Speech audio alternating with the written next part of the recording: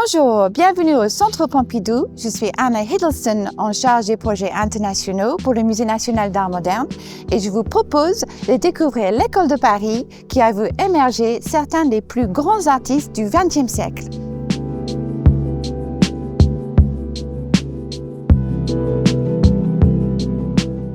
Durant plusieurs décennies avant la Seconde Guerre mondiale, un groupe de peintres et de sculpteurs émigrés, dont Pablo Picasso, Amedeo Modigliani, Marc Chagall, Chaim Soutine et Sonia Delaunay, a dominé la scène artistique parisienne.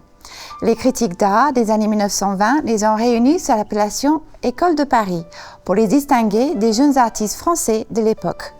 Ces artistes ont été de puissants vecteurs d'une modernité qui, bien qu'associée à Paris, s'est nourrie de multiples cultures étrangères. L'histoire de ces artistes étrangers à Paris s'inscrit dans un contexte plus large de migration massive, principalement d'Europe de l'Est, en raison de l'oppression politique et des difficultés économiques. Au début des années 1900, Paris est un foyer artistique et intellectuel. Les innovations révolutionnaires de Cézanne, Monet et Van Gogh ont fait de Paris la capitale mondiale de l'art. Attirés en grand nombre par les musées, les expositions universelles, les écoles d'art et le réseau d'académies privées permettant aux femmes d'accéder à une formation artistique, les artistes étrangers vivaient et travaillaient ensemble dans les quartiers de Montmartre et de Montparnasse. La présence de Picasso à Paris dès 1901 attire de nombreux artistes étrangers. Un groupe d'artistes se rassemble rapidement autour de lui dans les légendaires ateliers du Bateau-Lavoir à Montmartre. C'est là, en 1907, que Picasso a peint son célèbre tableau « Les Demoiselles d'Avignon », qui a conduit à l'invention du cubisme. Buste de femme fait partie des études peintes lors de son élaboration et dans lesquelles Picasso radicalise son langage formel. Pour l'artiste étranger, l'arrivée à Paris en début du siècle dernier était semée d'obstacles. Les conditions de vie sans argent étaient désastreuses. Il faudrait 4 ans à Picasso pour trouver un logement sans avoir recours à un ami. Son amitié précoce avec ses compatriotes catalans lui a valu d'être fiché par la police comme anarchiste, ce qui l'a empêché d'obtenir la nationalité française en 1940. Picasso noue des liens profonds avec les poètes Guillaume Apollinaire, Max Jacob et André Salmon. Cette bande à Picasso a été saisie par Marie Laurencin dans son tableau Apollinaire et ses amis de 1909. L'atelier de Picasso devient le rendez-vous des poètes qui défendent son œuvre dans les revues et construisent ainsi peu à peu son nom. Picasso est rejoint au Bateau-Lavoir par l'artiste néerlandais Kees van Dongen. Van Dongen s'éloigne de la méthode graphique et analytique de l'artiste espagnol pour s'orienter vers des représentations plus colorées et expressionnistes de comédiens, de danseurs et acrobates, comme ici avec Nini, le portrait de Nini aux Folies Bergères. Grâce à la proximité du music-hall Les Folies Bergères, l'atelier de Van Dongen était équipé de projecteurs électriques, reconstituant l'atmosphère de la vie nocturne parisienne. La brutalité de ces éclairages accentue ici la crudité des chairs et souligne le maquillage de la danseuse.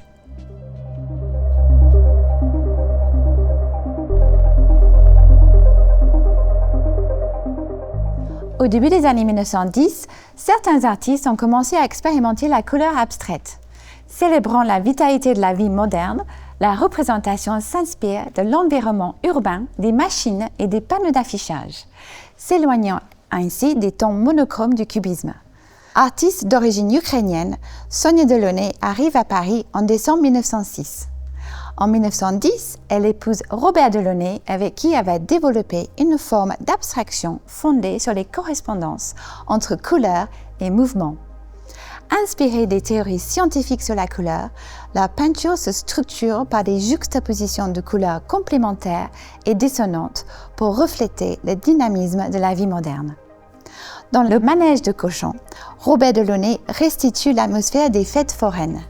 Une multitude de disques colorés emporte le spectateur dans un mouvement giratoire d'un manège et de sa musique.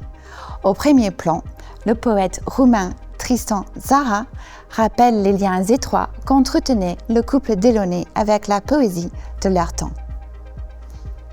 D'origine tchèque, František Kupka arrive à Paris en 1896. Comme Sonia et Robert Delaunay, il s'intéresse aux sciences de la couleur et aux effets qu'elles suscitent sur la perception et les émotions. En 1912, directement inspiré par le cercle chromatique d'Isaac Newton, Kupka réalise l'une des premières compositions abstraites dans l'histoire de l'art. Dans ce tableau, plans verticaux 1, des plans rectilignes situés dans une perspective infinie flottent en apesanteur dans l'espace. Ils résonnent comme des notes de musique. Pratiquant le spiritisme et attiré par la théosophie, Kupka est aussi fasciné par l'idée des origines du monde. Ses architectures ascensionnelles portent une signification spirituelle. Son intérêt pour différentes cultures et religions se manifeste par un éclectisme formel, comme ici, l'influence des architectures de temples hindous. Alors que dans la partie gauche, les masses sont colorées, celle de droite, diluée dans la lumière, s'ouvre vers un espace infini.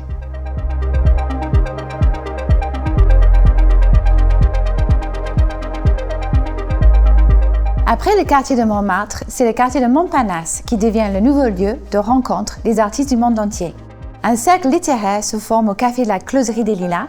Le Dôme accueille également ceux qui cherchent à se réfugier à Paris. Le peintre bulgare Jules Pasquine s'y rend en 1905. Il est reconnu pour ses dessins rapides qui capturent des scènes intimes représentant des femmes nues ou des portraits. Ses œuvres oscillent entre l'expressionnisme et un style figuratif plus libre. Sa palette est souvent douce dans les tons pastels qui font résonner une mélancolie intime et une tendre humanité. Nombre d'artistes de l'école de Paris se sont consacrés à l'étude de la figure. Cette préférence pour un genre qui par excellence lié à la question de l'identité est sans doute liée au traumatisme de l'exil que beaucoup d'entre eux ont vécu. Figure emblématique de l'avant-garde parisienne, l'artiste italien Amedeo Modigliani arrive également à Paris en 1906. Changeant sans cesse d'atelier, il passe le plus clair de son temps dans les célèbres cafés de Montparnasse, où l'avant-garde parisien se réunit. Il est célèbre pour ses portraits hiératiques et ses sculptures allongées, inspirées des œuvres stylisées ibériques qu'il découvre au musée du Louvre. Dans le portrait de Dédie, la verticalité de la pose est adoucie par la position du modèle, tourné de biais et accoudé sur une chaise. Le motif mélancolique de la tête penchée confère une douceur à cette figure élégante, contrebalancée par l'austérité de sa simple robe noire. Installée à Paris après la Première Guerre mondiale, l'Espagnole Maria Blanchard confère, elle, à ses tableaux un certain expressionnisme maniériste. Le point de vue en surplomb de l'enfant à la glace et ses couleurs métalliques donnent un accent fantastique à cette scène. L'absence d'adulte et les objets tombés au sol renforcent son caractère énigmatique. La canne peut être un rappel de l'infirmité dont souffre l'artiste. Kees van Dongen, de son côté, commence une carrière de portraitiste mondain après sa rencontre en 1916 avec Jasmine Jacob, ambassadrice d'une célèbre maison de la haute couture parisienne, qui l'entraîne dans une vie mondaine.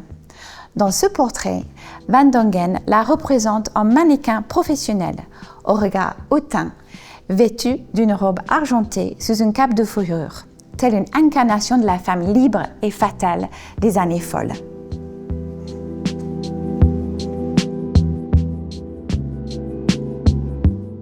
Le peintre russe Chaim Soutine, quant à lui, choisit souvent des modèles d'origine modeste, comme le valet de chambre ou l'enfant de chœur.